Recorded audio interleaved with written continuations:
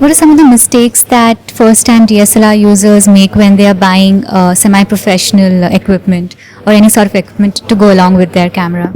See, as such, there are no mistakes. It becomes a mistake when your camera is capable of doing something way much more than what you want or you can do with the camera.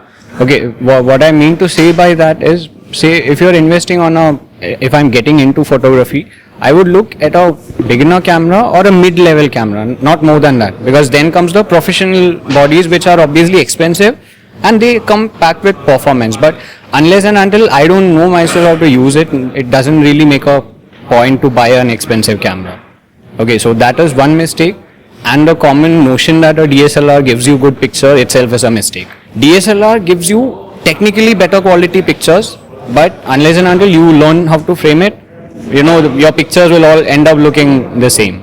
I wanted to ask you about that because say I'm a complete newbie, I just want to start learning photography. Would you recommend that I buy a DSLR or maybe start with something like a point and shoot and then go on to a DSLR? See, the first thing that one should always remember is, be it a DSLR, why is DSLR more popular than the point and shoots?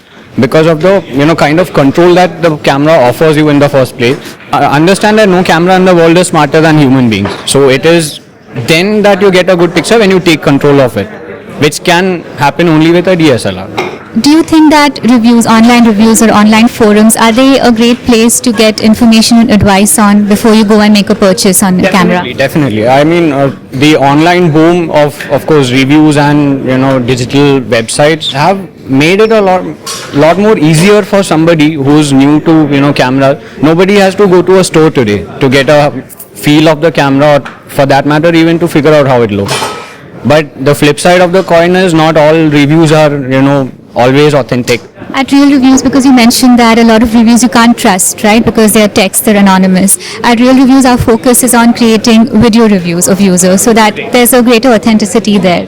What do you think about that? It's in fact a very good initiative, because at least we have heard those pictures don't lie, so does videos, unless you manipulate something with a video. But it's a brilliant initiative.